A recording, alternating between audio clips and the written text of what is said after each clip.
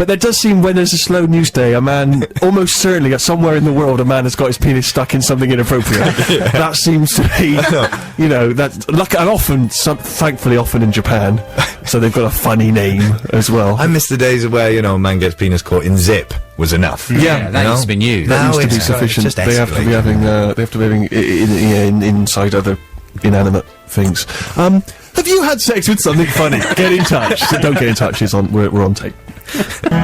Released in March, that's Johnny Flynn and Leftovers. Steve Show 6 Music, playing some of our favourite tunes of the year. And let's have a choice from Sammy, one of your favourite tunes of the year. What would it be? Favourite album of the year, without a doubt, is Red by the Guillemots, Second Offering. And this is probably my favourite song off it. Towards the end, a nice little gem called Don't Look Down. Thank you. That is Sammy's musical choice on this week's Steve Show. Looking back at the tracks of the year, Sammy, what was it, my friend? It was Don't Look Down from this year's album Red by Guillemots. Thank you very much indeed. We have to go to the noise shortly. But afterwards we will be delving back into the archives, listening to our brief interview with Billy Bragg. That was fun. We also remember when Louis C.K., possibly the greatest comedian in the United States of America, came in. We'll be listening back to that and also probably saying a farewell to Michael Sheen back after the news. Steve Show 6 Music with me, Steve Merchant, playing some of our favourite tunes of the year. That's one of them, Ready for the Floor from Hot Chip from their album Made in the Dark. And yes, we've welcomed today Michael Sheen. He came in last year and he was a wonderful guest. We thought we'd have him back, try and get a little family festive tradition going on. I think maybe it'll be the first time that anyone's ever come back on the show. Am I the first repeat offender? Yeah, so thank you very much indeed. Round of applause for Sheeny, Mr. Sheen. It's a pleasure. I'd sort of forgotten that I'd come on already. If I'd remembered, I wouldn't have come. Well, I wouldn't have. Because I did have a ticket for Bill Bailey tonight. Did you? Yeah. Why didn't you go to Bill Bailey? That's insane. He's tremendous. Yeah, well, I'm actually disgusted that you wouldn't go to Bill Bailey. I forgot that I bought the ticket for Bill Bailey for last night, and then it turned out that I had to do something last night, so I asked, can I change the ticket? They said, yeah, alright. I forgot that I was coming on the show tonight. Remember today, went, oh, bugger.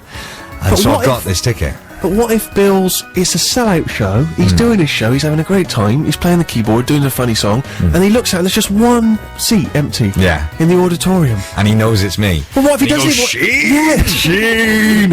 And then just starts improvising a tune about Sheen. Because in Celeb World, as you know, we all know each other. We know when people are in and all that kind of stuff. I did the celebrity nod the other day. Did you? You know the thing with the celebrity nod is that you've got to gauge it right. So you have to you've got to presume quickly, but work fast. Where am I on the chain, the celebrity chain? Because you don't. If I saw Tom Cruise, I wouldn't go, "Right, Tom." Of course not. That would be insane. He's got no idea who I am. But someone, perhaps like Sheeny, you know, probably, you know, we're sort of middling. Some people know who we are, fans know who we are, but generally the average Joe on the street don't care. So we would probably nod each other, and that would be fine. Even if we didn't know each other, we'd still have a nod. We could presume that we probably knew each other in a certain respect. But I saw one the other day. I had to make a lightning decision. It was Richard E. Grant in a service station. Even Richard E. Grant has to go in a service station. I met him in a market in Los Angeles, and we talked because we'd been in a film together. The Celebrity We hadn't worked together, but we were in the same film, so that allows you to kind of go, "Oh, that's hello." okay." So yeah, but you can do that because the celebrity chit chat is awkward when you feel that they've got maybe a vague connection. But you've perhaps not actually met, so you've got to make a bit of awkward chit-chat. And there's also the other thing. I once was coming on a flight back from LA to London, and I got a bit lost, and I wasn't quite sure where the lounge was, and then Cilla Black walked past. Right, now that's a tricky one. And Cilla was obviously confused as well, and I said, "Oh, are you a bit looking for the lounge?" And she said, "Yes, I am." So I said, "Oh, I think it's this way," so I took her in the lounge, and we ended up sort of chatting. Does she know who I am? Yeah, right, because you can't presume. Or am I just being, you know, normal person talking to Cilla Black, or am I sort of vaguely celebrity talking to Cilla Black? Anyway, I never quite established that, and we got on the plane, and the air hostess thought that I was her son. Wow. Yeah. She came up to me and she went, "Mother and son?" Pointed, and I went, "No, that's Cilla Black. No." But then why have you protested so much? See, if I was Cilla, I'd be offended. Well, why is it so bad to be my son? But then the same air hostess came up to me a little while later while Cilla was asleep, and she said, "I know you, don't I?" I said, "Oh, thank God." I thought, thank God for that. She's right. Dynasty? Dynasty? Who did she think I was? I'm Cilla Black's son, and I was on Dynasty. You're also in Dynasty. Yeah. But Dynasty, that was years ago. Yeah. You're not old enough to have been very substantial, unless you were a boy. A child in Dynasty. Did Joan Collins have a son in it? A little boy or something? She's confused Cilla with Joan. She's made a schoolboy error, is what she's done. It is a schoolboy error because she thought you were a schoolboy in Dynasty. It's a Dynasty schoolboy error. That's right. The celebrity ladder, I'm sure a lot of the listeners can relate to that. Yeah. I want to know how many other people were in the service station when you saw E. Grant, because what an anecdote that is for them.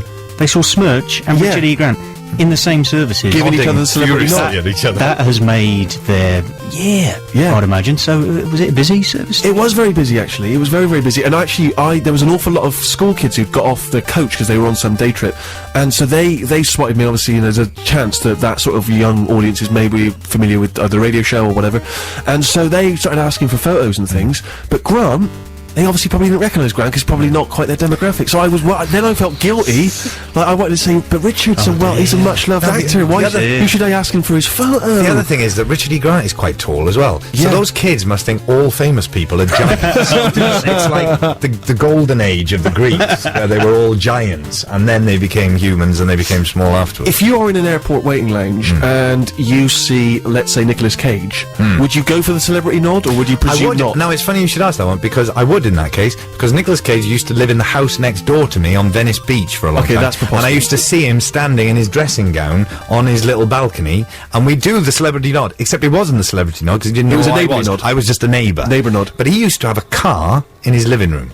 and also, it was right on Venice Beach, right up by the path where all the tourists walk, and he didn't have any bushes up in the front or anything. And his front room was just windows all the way round, and he would just stand there in his front room, and people would be literally feet away from him, going, "Look, that's Nicolas Cage," In his dressing and he'd gown. stand there in his dressing gown, waving at them. And I imagine You'd think he wouldn't do that. But I imagine for some reason that if he was in his dressing gown, he'd be just doing something eccentric, like sort of taekwondo moves. Well, he didn't need to.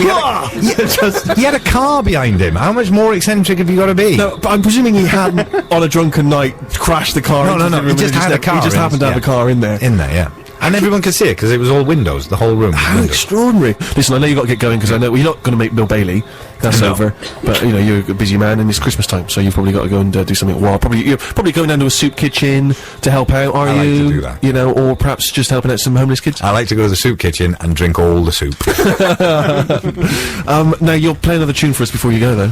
Yes. Now, this is because when I came on the show last time, I was humiliated by how well known my choices were, because I know your listeners are very into obscurity. Sure. So this time I've come back with something that will beat everybody. Okay.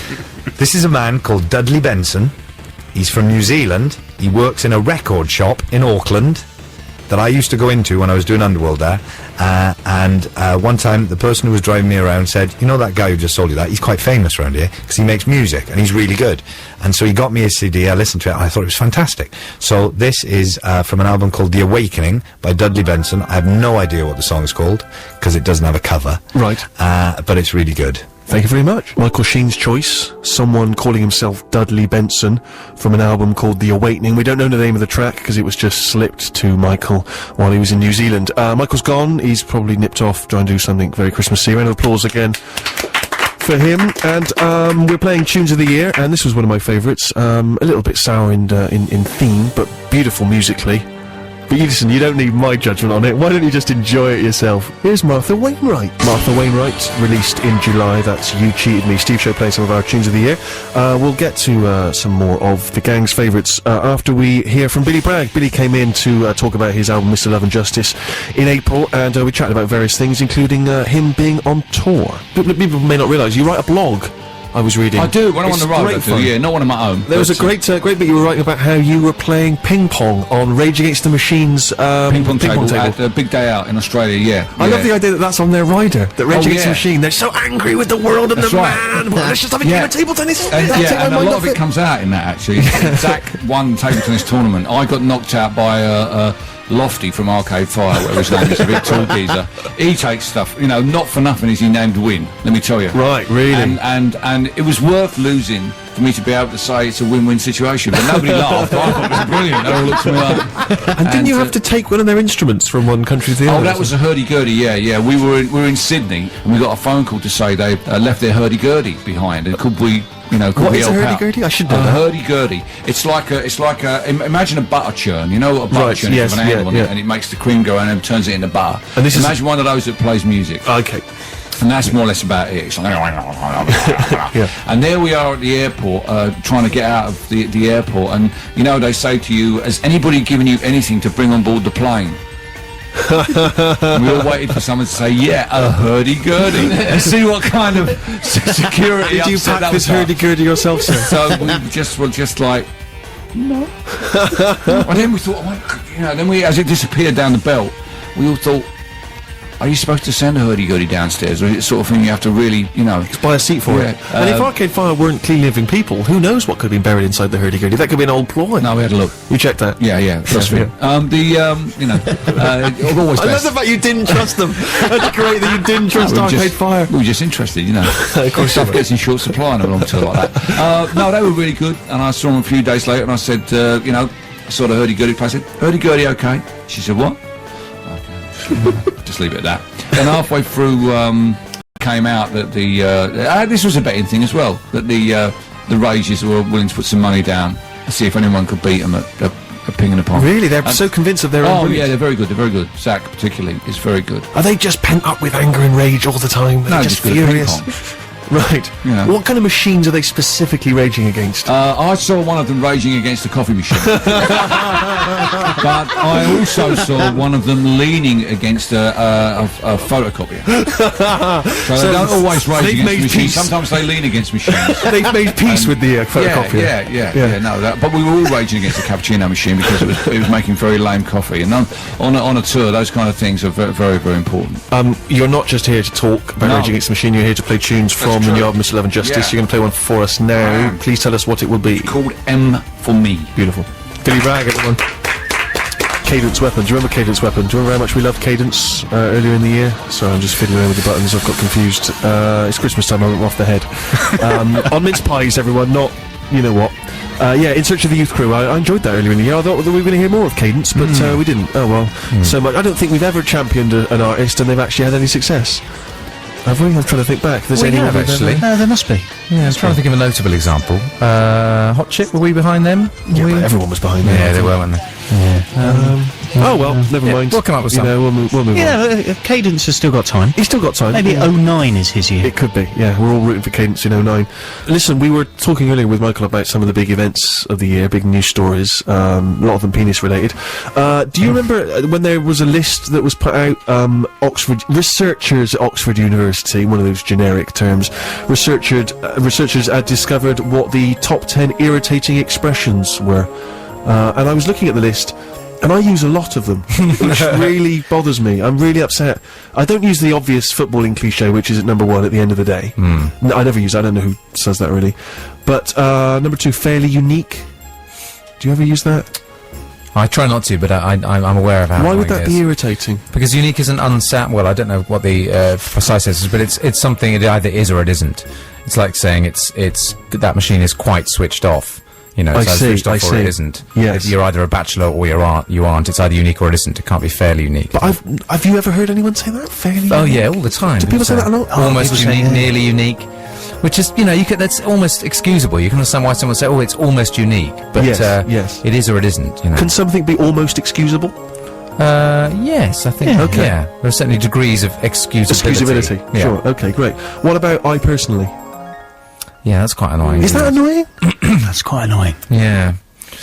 It's a bit like, how do you feel about that yourself? How do you feel with it, about you and how you yourself? Yeah. Or it's like doubling. saying something's, well, that was just bad rubbish. Yeah. Okay. Yeah. Tautology. Sure. The one that I use quite a lot, which I'm guilty of, is with all due respect. That doesn't bother me. No, I would use that in an argument if I was having a discussion with someone. With all That's due quite respect, I polite. take your point. Yeah, but then I tend to, because I suppose it's a little bit like one which I hate, which is let's agree to